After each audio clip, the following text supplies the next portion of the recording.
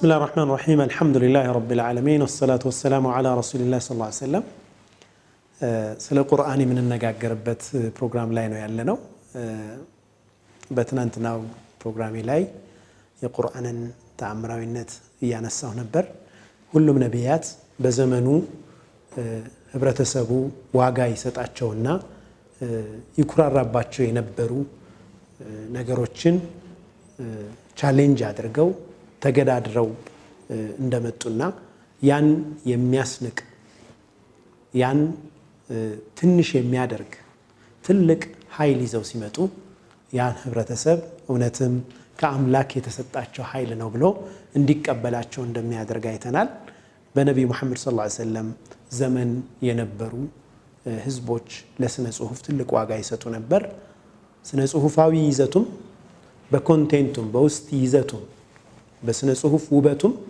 በውስጣዊ ይዘቱም የነርሱን ግጥሞች እነርሱ የሚከራሩባቸውን ስነ ጽሁፎች ኦቨርፓስ የሚያደርግ ወይም የሚያልፍ የሚያስነቅ የሆነን ቁርአንን አላህ Subhanahu Wa Ta'ala በነብዩ አለይሂ ሰላቱ ወሰለም ላይ አወርዶላቸዋል ቁርአን ቋንቋዊ ተአምር አለው ስንል በወቅቱ የነበሩት ኢአማኒያን ነብዩ መሐመድ ሰለላሁ ዐለይሂ ወሰለም ቁርአንን የሚያስተምሩበት ቦታ ላይ ተደብቀው ሄደው እስከ ማድመጥ ድረስ ዳርጓቸዋል በአንድ ወቅት ትልልቅ የቁረይሽ ባላባቶች እና አቡ ለሃብ አቡ ጀህል የሚባሉት ትልልቆቹ ባላባቶች አርቀም ኢብኑ አቢል አርቀም የተባለ ወጣት የሱ ቤት ውስጥ ነብዩ ሰለላሁ ዐለይሂ ወሰለም በሚያስተምሩበት ወቅት በሌሊት ተደብቀው ያደምጡ ነበር ስነ ጽሁፋዊ ይበቱ በጣም ይማርካቸው ነበር ታዲያ አንዴ እያደመጡ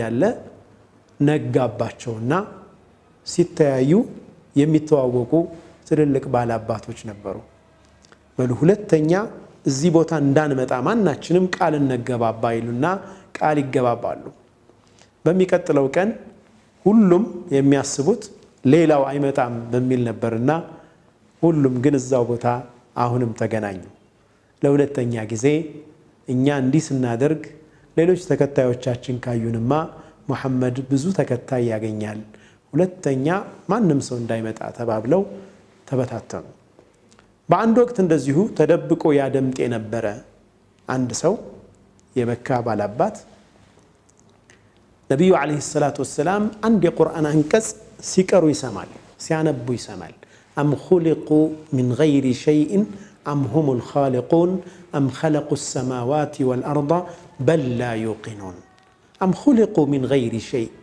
كمنم فتاري ساينوراتشو انديهو نووي يتفتروت نووي سنسو فتاري ناتشو النسو فتاري ناتشو نا سماينا مدرن ساتك علي يفتروا النسو ناتشون يميلوني قرآن هنكس سما كادت قلبي أن تطير لبي ከመቀመጫዋ ወጣ ፈንቅላ ልትበርፍ ቀረበች ይላል በጣም ደነገጠ ቀጥታ ወደ ነብዩ አለይሂ ሰላቱ ወሰለም ሄዶ አሽሀዱ አን ላ ኢላሃ ኢላላህ ወአነከ ያ ሙሐመድ ረሱሉላህ አንተ የአላህ መልእክተኛ ነህ ከአላህ ውጭም ሌላ አምላክ የለም እኔ ፈጣሪ አይደለሁም ከምንምም ዝም ብዬ የተገኘሁ አይደለሁም ሰማይና ምድርንም የፈጠርኩ አይደለሁም ለዚህ ሁሉ ፈጣሪ ያለው አንድ አላህ ነው ፈጣሪ ብሎ ሄዶ መሰከረ ቁርአን የቋንቋ ብቃቱ የቋንቋ ውበቱ ብዙዎችን አንበርክኳል አማኝ ሳይሆኑ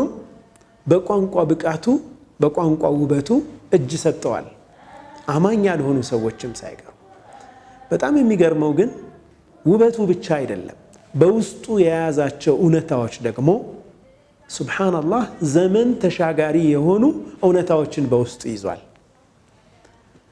ቁርአን ዘላለማዊ ተአምር የተባለውም ለዛ ነው ከንባብ ጋር ቀጥታ የተገናኘ ተአምር ነው ሌሎች ተአምራቶች በዛ ወቅት ያዩዋቸው ሰዎች የአይን ምስክር ሆነው ሊመሰክሩላቸው የሚችሉ ተአምራቶች እንጂ በዛን ጊዜ አልነበርኩም አላምንም ላለ ሰው ምንም ልናደርጋቸው የምንችል አይደለም በእውነተኛ ማስረጃ እኛ ጋር ስለደረሱ ነው የምናምንባቸው በነብዩላህ ሙሳ ጊዜ የተፈጸሙት በነብዩላህ ኢሳ ጊዜ የተፈጸሙት ተአምራቶች በነብዩ አለይሂ ሰላቱ ወሰለም በኩል ስለተነገሩን በቁርአን ስለተነገረልን እንጂ የምናምነው አልነበርንም ቁርአን ግን ዘላለም ማንበብ ለቻለ ማስተንተን ለቻለ ሁሉ ተአምር ሆኖ ይዘልቃል።